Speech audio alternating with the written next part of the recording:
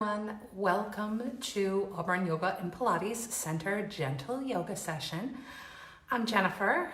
I own Auburn Yoga and Pilates, and I'm happy that you're going to either join us tonight or join us on replay. I hope you enjoy the class. We'll get started. So we'll get started in a comfortable seated position, whatever that is for you.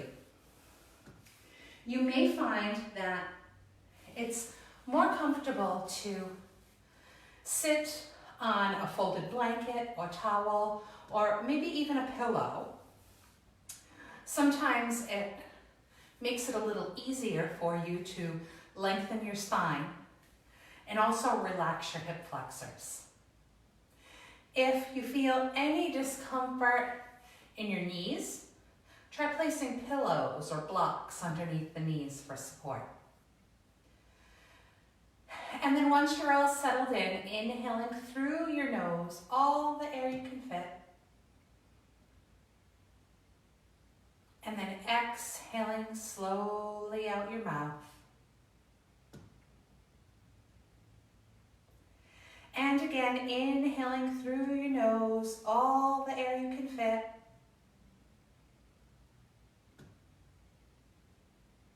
Exhaling slowly out your mouth. And then again, inhaling through your nose, all the air you can fit. And once again, exhaling slowly out your mouth. Now, if you can, keep the depth of that breath and make it a nostril breath. So if you can, in through the nose, out through the nose. Obviously, if you're congested, breathe any way that's comfortable for you.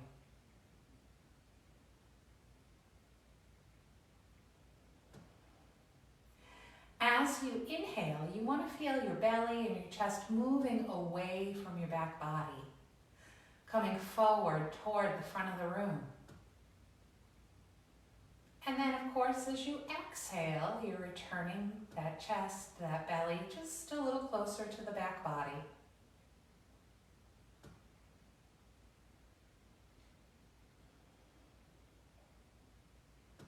Thinking about that umbrella-shaped diaphragm at the base of your rib cage, moving up, moving down as you settle into your breath.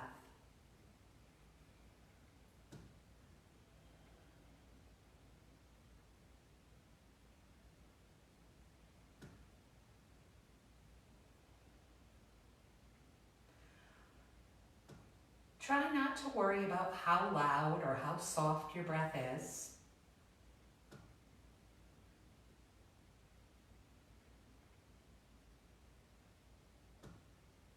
Simply try to establish a fluid and peaceful breath. It's a calming breath, yet an energizing breath at the same time.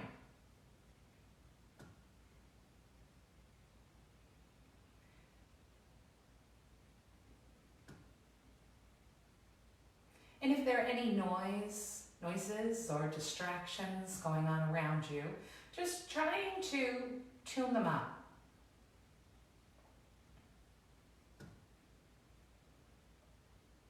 Sometimes an image that helps people do that is related to imagining a rock in a stream. So if you think about a rock in a stream, it's just there, it's just settled, regardless of the commotion that may or may not be going on around it.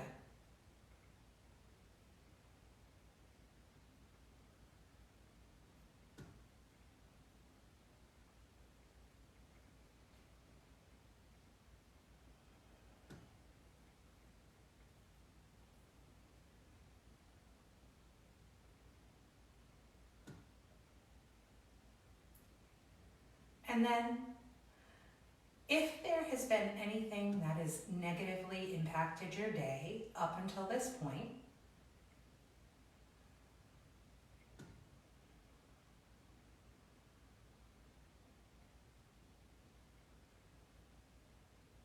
Try to think about that for just a moment, but then imagining any unnecessary stress or anxiety that's associated with it just floating away, leaving you, moving into the room, dissipating, and hopefully floating out the front door.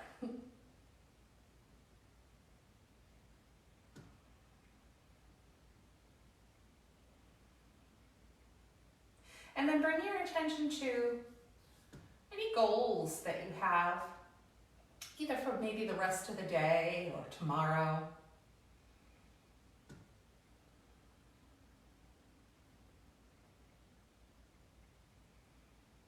And then imagine yourself actually achieving these goals.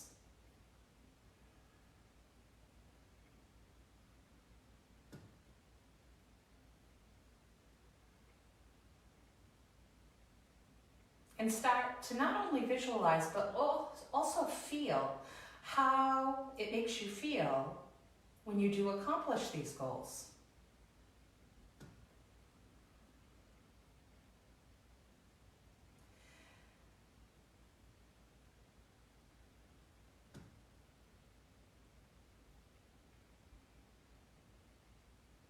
So just taking a minute to create a mental picture of what that looks like, and just let it play out in your mind.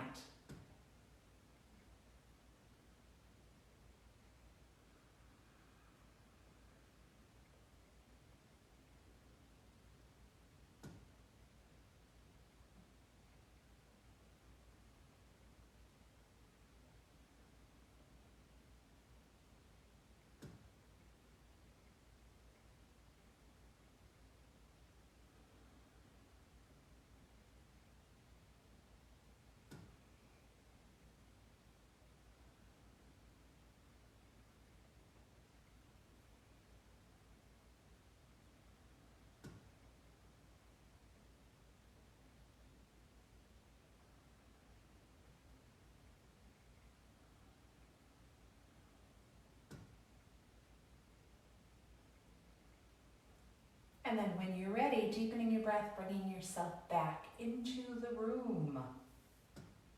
And then coming supine on your mat. If you have a strap or a belt or a towel or anything that you can use to make grabbing your foot achievable, then grab it. So coming into a supine position, starting off, taking those feet flat to the floor, knees pointing up to the ceiling. Your pelvis should be neutral, your waist should be symmetrical on both sides, and then take that right knee into your chest. If you feel comfortable doing so, extend your left leg and let your left calf melt into the mat.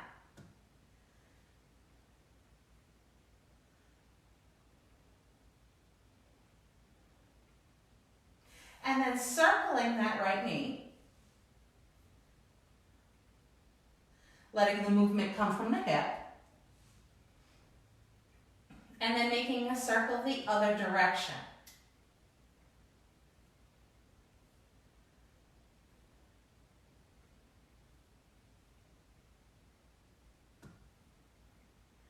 And then holding it here, and then grabbing hold of that belt if you have one, and you can use an actual belt if you don't have a yoga strap.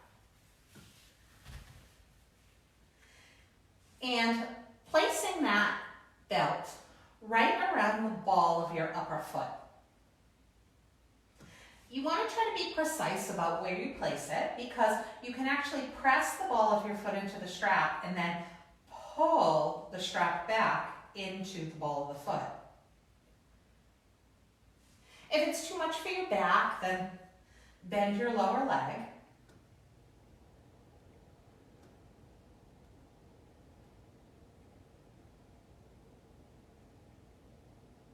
You want to find a hamstring stretch, and you want to do it without moving your pelvis. So sometimes people will shift their pelvis back because it seems like they're getting more of a hamstring stretch because their leg goes a little bit further. But basically we're trying to anchor our pelvis and then draw the leg in as much as it draws in.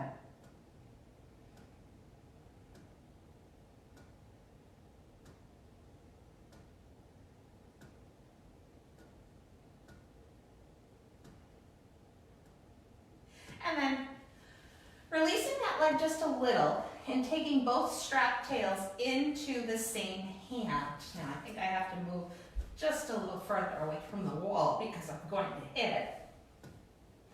Again, keeping your pelvis steady, you want to allow that leg to drop out to the side without allowing that opposite hip to lift up. So again, you're using those hips as an anchor point. You're letting that leg fall over to the side.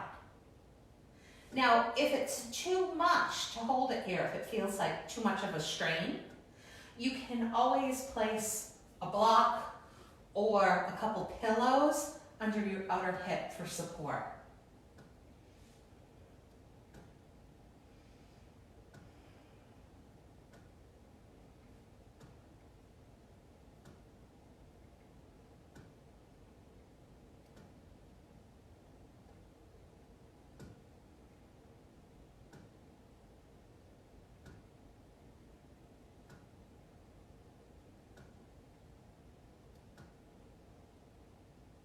And then bringing that leg back up to center and removing the strap, bringing the knee in and dropping that leg down and taking that opposite leg in.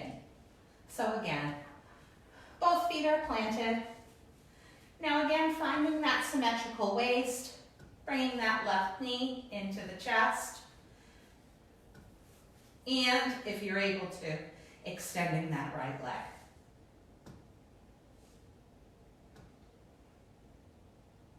So if that left hip has shifted up at all, think about moving that left sitting bone toward the inner arch of your right foot.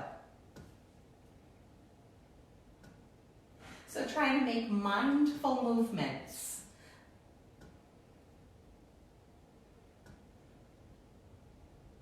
So sometimes we move in yoga and in everyday life, and we don't think about circling that knee,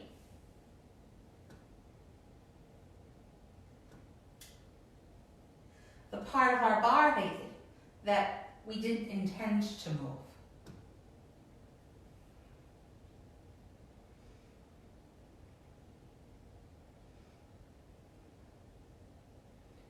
So here, noticing how moving an arm, moving a leg can really impact several other places in your body. Switch direction. So you can make this circle big, you can make this circle little.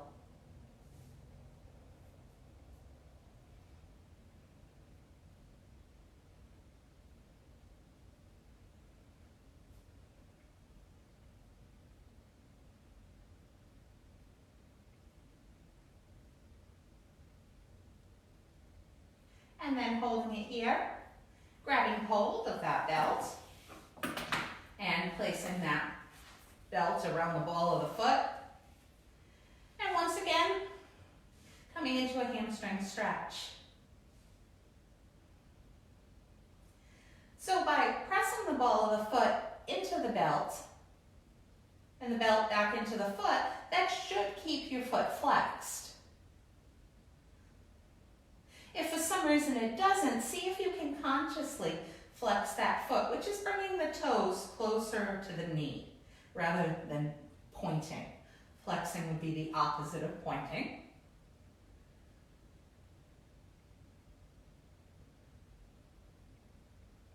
And you also want to try to keep the bottom of that upper foot is parallel to the ceiling as you can. So think about pointing that pinky toe towards your belly button.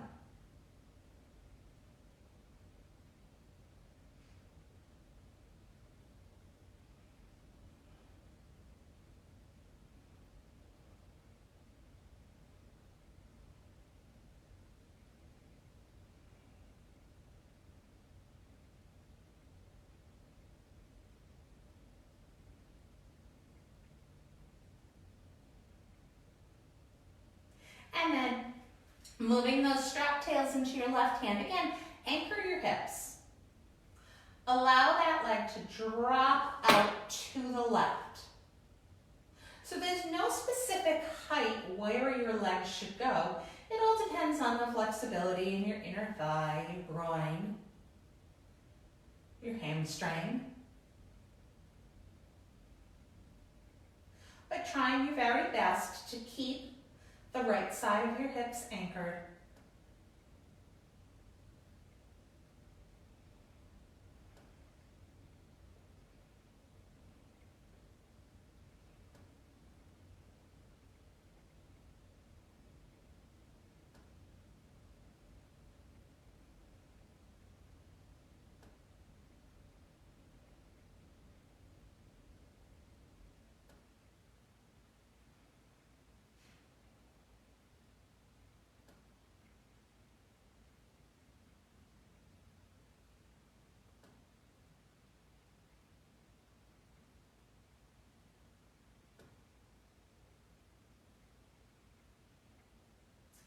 And bringing that leg back up to the center, removing that strap, and bringing that knee back to your chest, bringing that leg flat to the floor, sliding that other leg in.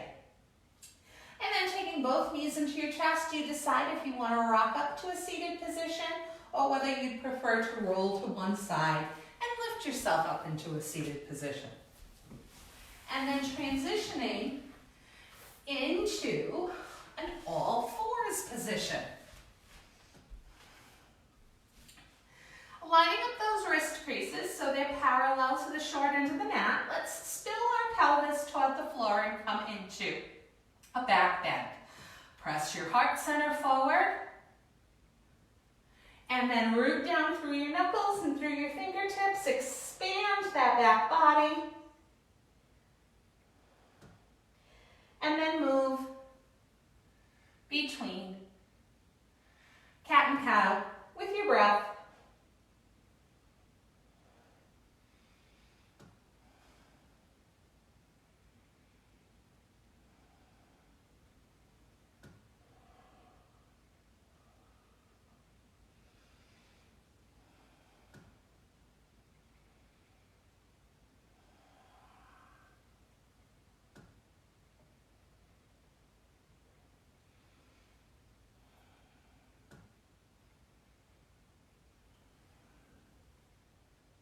And then finding a neutral spine, letting your hips come back toward your heels.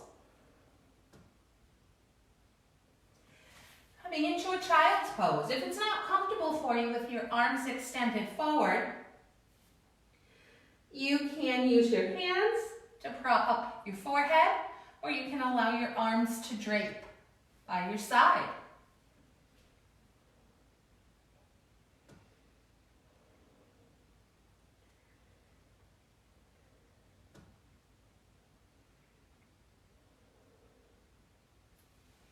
And then stretching those arms forward, coming forward into an all fours position. Now from here, you can opt to walk your hands forward, coming into a puppy dog pose.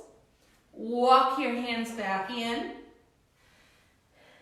and come back to rest in child's pose. Or you can come up to an all fours position, leave those wrists slightly ahead of those shoulders, and then curl the toes under, lift knees and hips, press back to downward facing, and then drop back to an all fours position, drop back to child. So moving with your breath through some sort of little modified flow.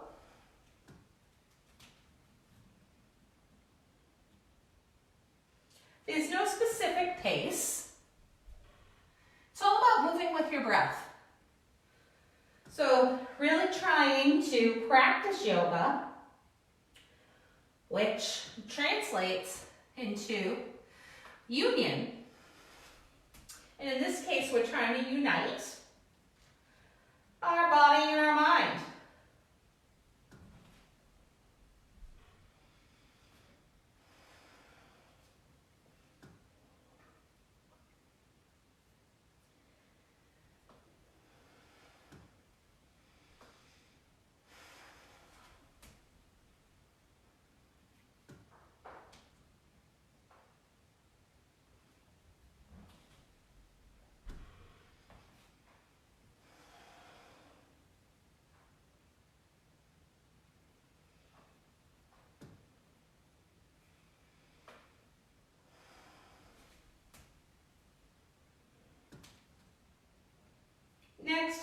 holding it in an all fours position. Now, this next position is not comfortable for everybody, so you may want something to sit on. Maybe some pillows, a couple folded blankets, blocks if you're lucky enough to have them. We're going to come into Virasana. Not everyone will need a prop. I usually prefer a prop in this pose. And just to give you perspective, the prop goes between your ankles. I'm going to choose this height for me, so that your heels sit right outside your hips. Your toes point, your big toe points straight back. And then from the front, you want your thigh bones parallel to each other. Now you shouldn't feel any discomfort in your knees in this pose. If you do, it's just an indication that you're going too deep tonight. So lift yourself up, or you could always just stay in a kneeling position, or you could transition into a traditional seated position if you wanted.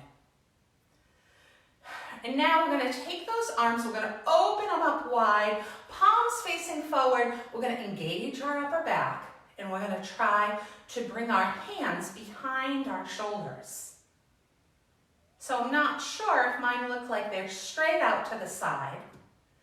You could bring them there if you have a tight chest or existing shoulder issues. If you're able to, just draw them back a little. Really opening wide, almost like you were walking through a door and you were keeping your arms out to the side and you were trying to bring your body through the doorway, but your hands were still holding on to the door frame in the back. Now, right arm over left, give yourself a hug. If you're able to, stack those elbows on top of each other, and maybe you feel comfortable dropping your chin slightly. Opening up through that upper back.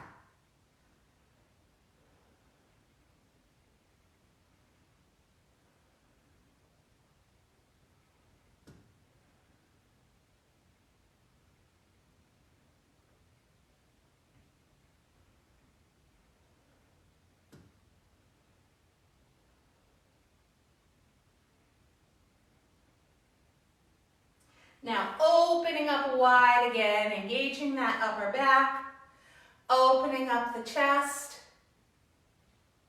And once again, give yourself a big hug, but this time, left elbow over right. So I'm mirroring you, so hopefully we end up the same way, but if not, it doesn't really matter. If you can, stack your elbows. If that's too deep, then just do what you can, but really giving yourself a big hug. And if you'd like, slightly drop the chin.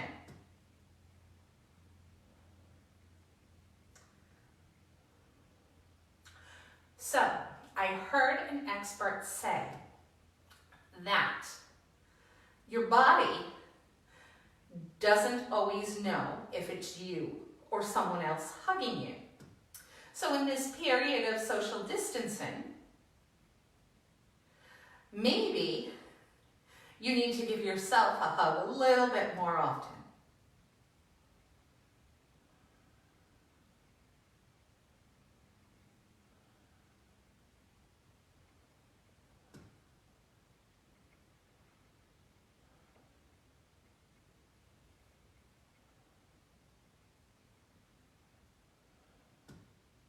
And then opening up those arms again, and once again coming back into an all fours position.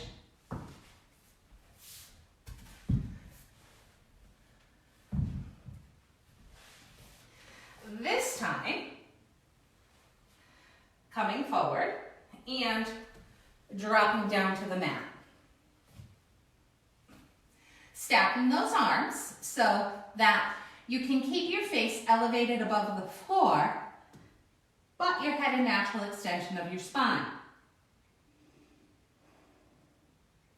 Energize both legs. Keep both thigh bones parallel to each other. And then lift your right leg from your hip, pressing through that big toe mound.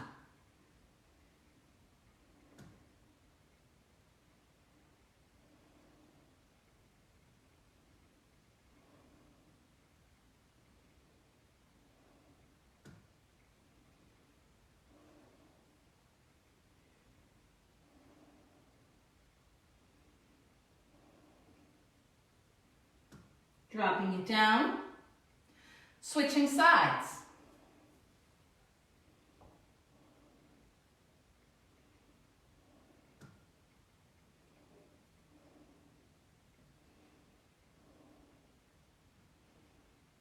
Again, really lengthening that leg. Press through that big toe mound.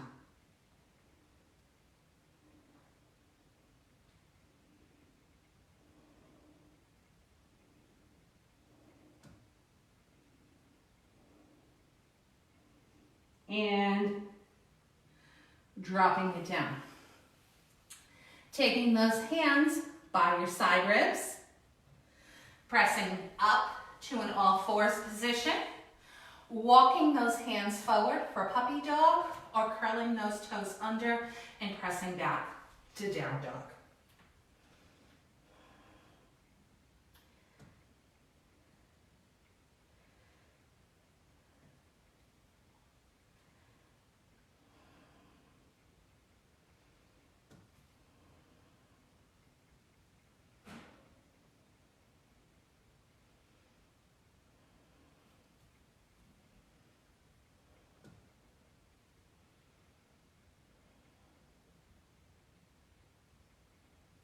And coming up to an all fours position.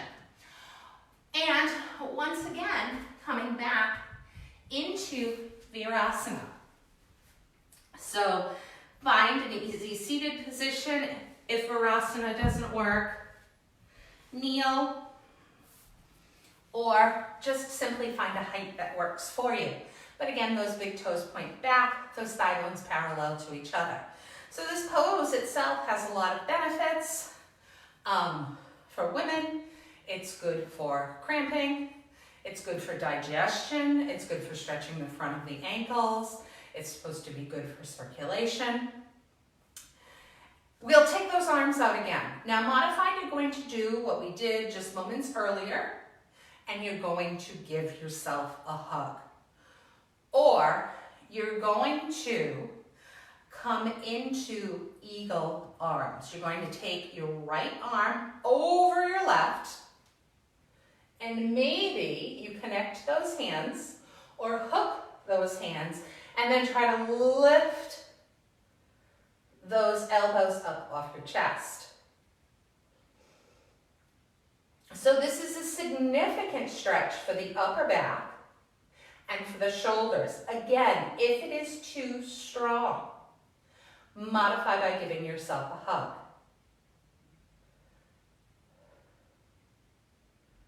Notice how engaging your front body through those chest muscles can help exaggerate the stretch in the back.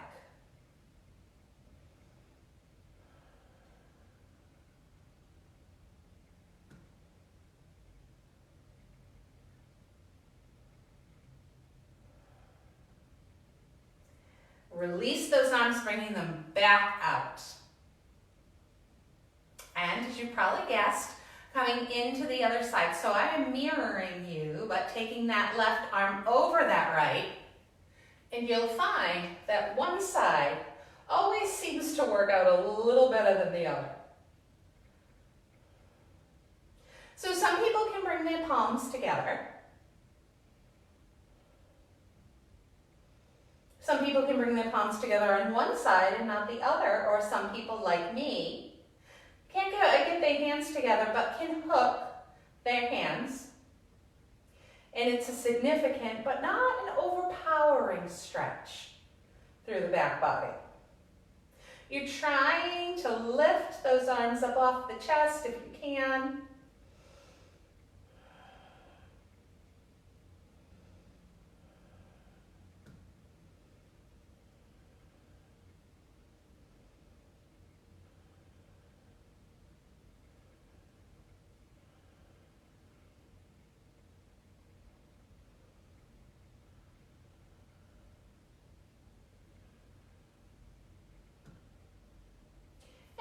releasing those arms, taking them back again, opening up the chest, always trying to counter pose.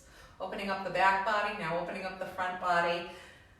Dropping it down and coming back into an all fours position and coming back into that prone position that we were in a little while ago.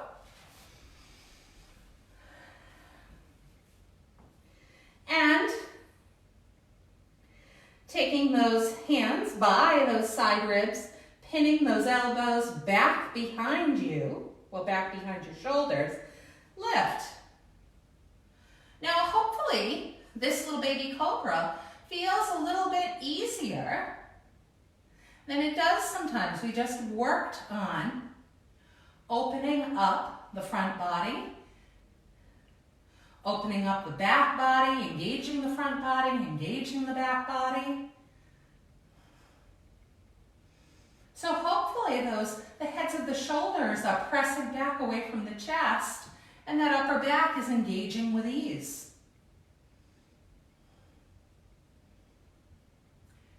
And coming down, resting your head to one side.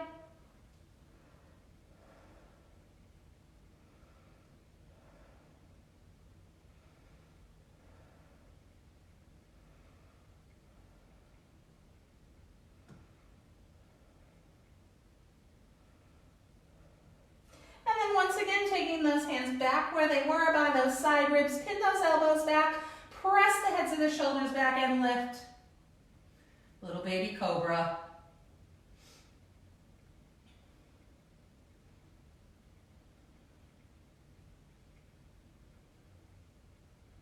Strengthening the back body, opening the front body.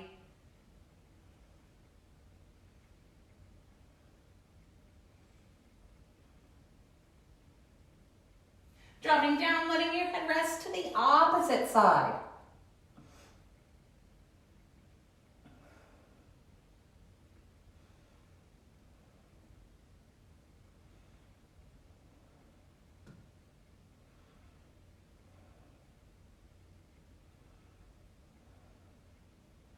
Taking those hands by your side ribs, coming up. And back into an all fours position. And once again, curling those toes under, lifting those knees and hips, and modified, you could do yet another puppy dog.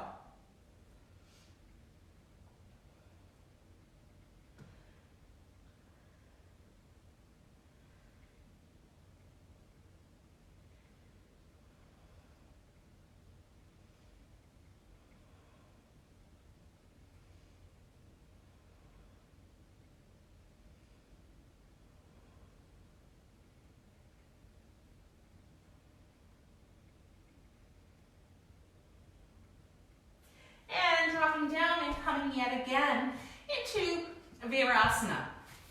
So pardon my back, but I just want to show you what we're doing with our arms on this one. It's a little harder to see from the front. So your thigh bones are still parallel, your big toes are still pointing straight back. Inhaling, taking those arms up. Now, if you're tight in your shoulders or in your front body, you're going to want to hold a strap. So I'm going to hold the strap in my right hand. And again, pretty much anything works. A traditional belt will work. Now you want to keep this tricep, this upper arm bone, fairly vertical. And you're going to drop that hand down. So sometimes what wants to happen is this. Try not to do that. Try to keep that elbow pointing straight up. Then the opposite arm, now modified. If you have any shoulder issues, you're simply going to put your hand behind your back and grab hold of that belt. Some of you may be able to work further up the belt or maybe even clasp those fingers together.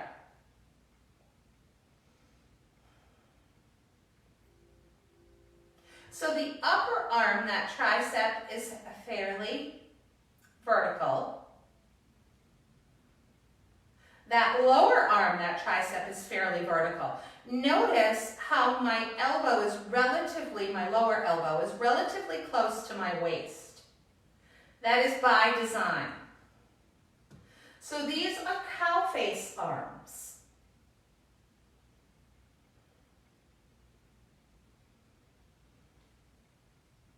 So we've got a little bit of focus on hamstrings tonight, and quite a bit of shoulder focus on shoulders, chest, upper back.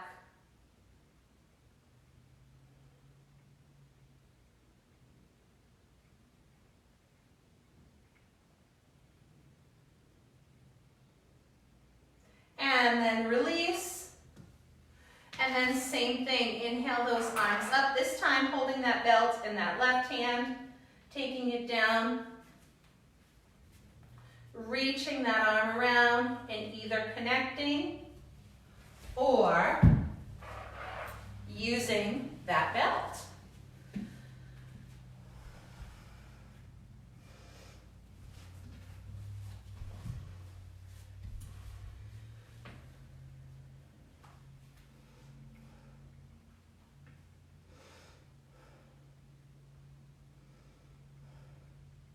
So the upper arm stays relatively close to your ear, your lower elbow stays tucked in toward your waist.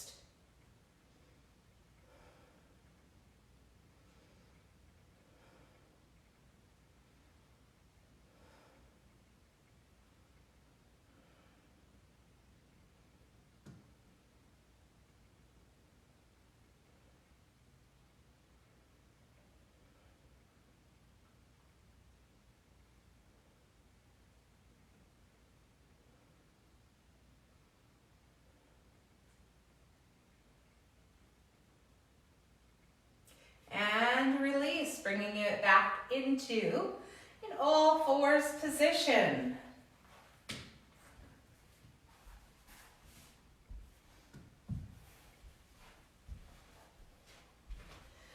Now, one last puppy dog or one last downward dog.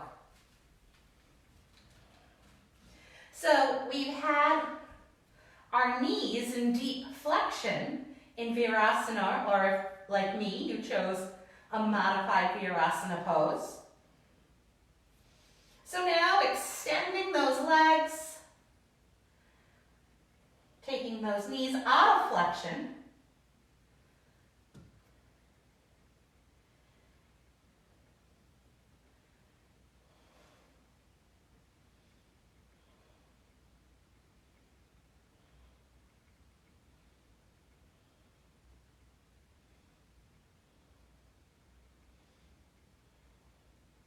and dropping down, coming into a seated position now. So if you liked elevating your hips, then sit back on a blanket or a pillow. And coming into seated staff. Now, ideally, those big toe mounds come together and you're pulling back through your pinky toes.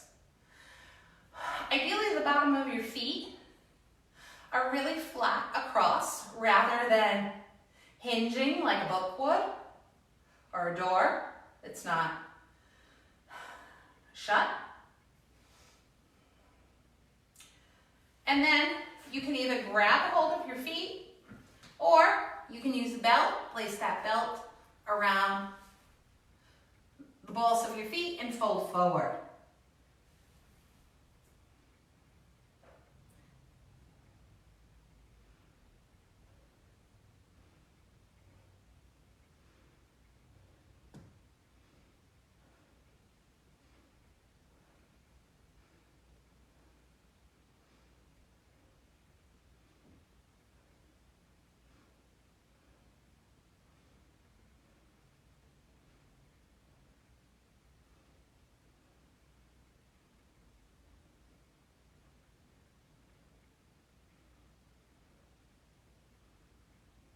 And coming up, and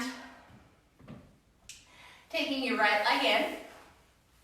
So again, I will mirror you. Sit up nice and tall. And twist toward the bent leg. Try to keep lifting through the top of your head. And try to keep your spine vertical.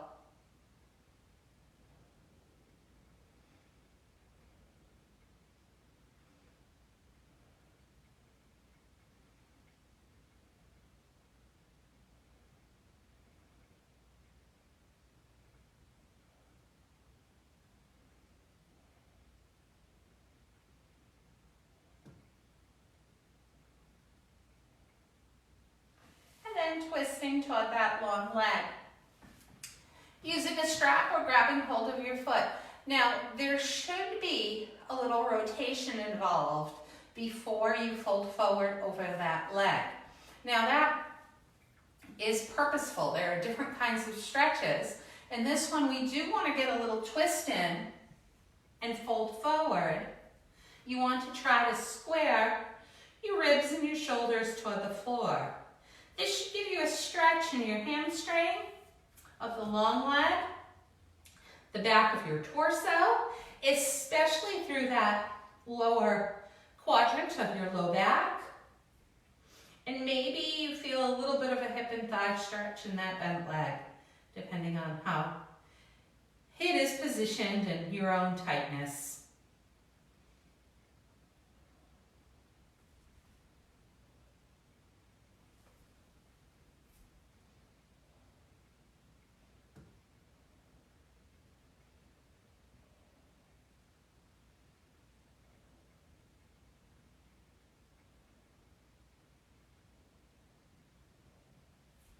Coming up and switching sides. So, bending a leg, lengthening a leg, sitting up nice and tall, and twisting toward the bent leg.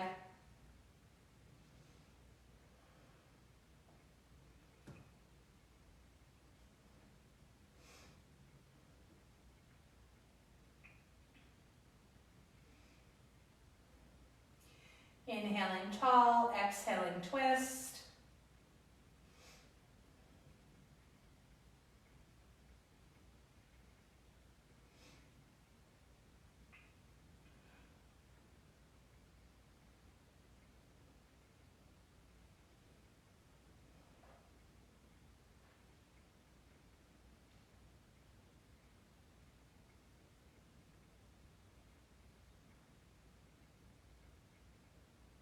Bring it back to the center, and again, executing that twist toward that long leg.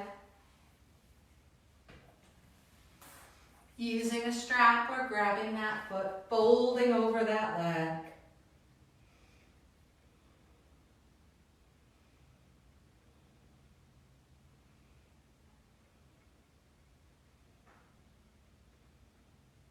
Trying to square your shoulders and your ribs toward the floor. Sometimes the inside of the ribs and the inside shoulder wants to be a little higher.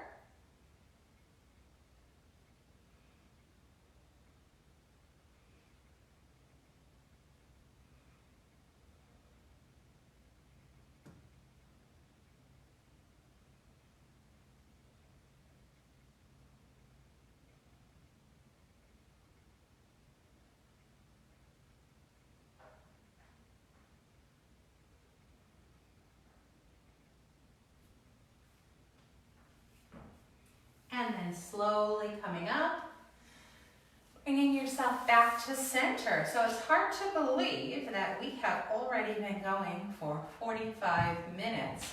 So we'll bring it into a supine position and start to bring ourselves down. So coming back, bending those knees, flattening those feet.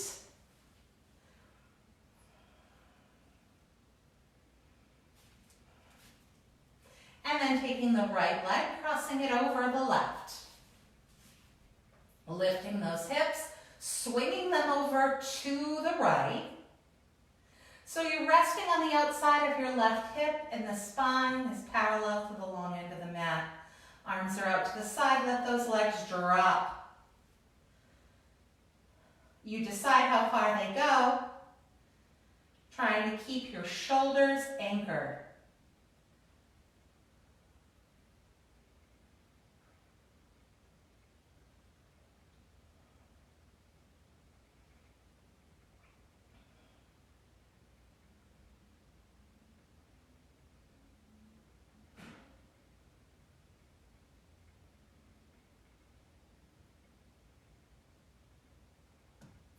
Bringing those legs back up to center.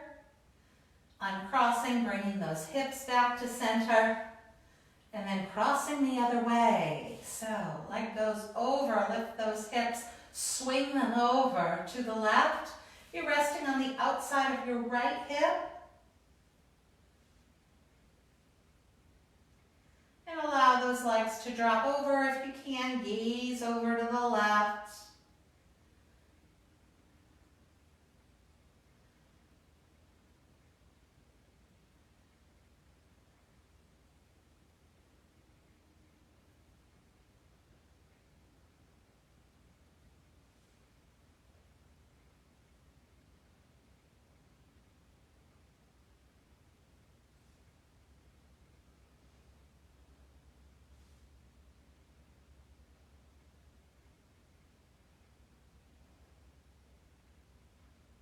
Bring those legs back up to center. Bring those hips back to center. And extend those legs. Finding a place for final relaxation. So you may want to cover yourself with a blanket. You may want to place a folded blanket on your hips, on your upper thighs, on your feet.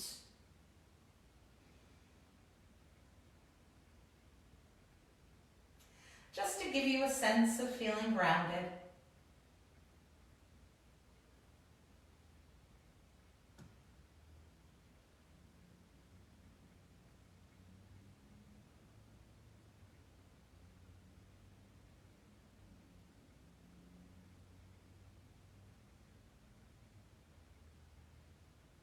So just like that rock in the middle of the stream that we thought about at the very beginning of class today. You are grounded.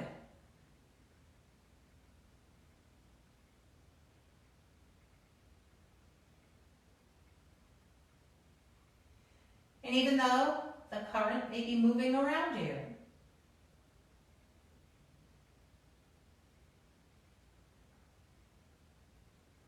you know that you are secure and solid in your space.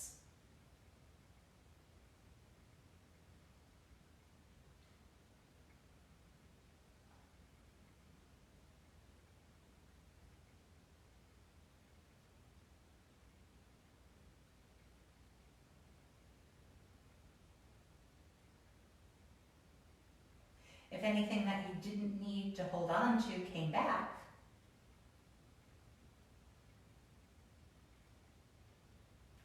please release it again.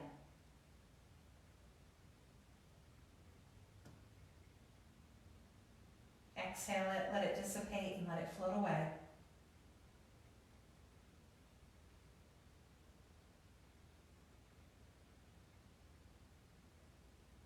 As you do that, relax your entire body.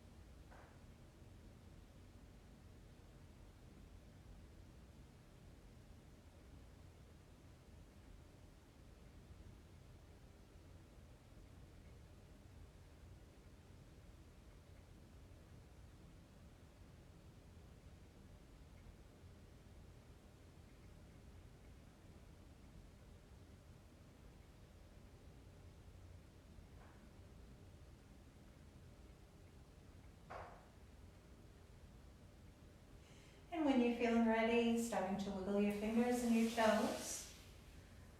Please don't feel rushed to move. Feel free to pause this and stay as long as you'd like. But when you are feeling ready, rolling to one side, lifting yourself up into a seated position.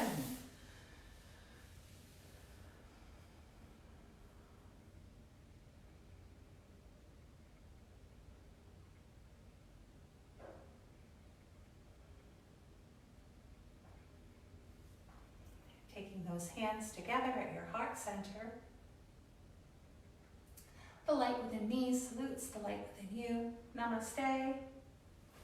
Thank you for joining me tonight. I hope that you are all well and hope to see you soon. If you watched and enjoyed it, please comment, please share so I know that you're out there and that I'm not here alone. That would be much appreciated. Thanks very much.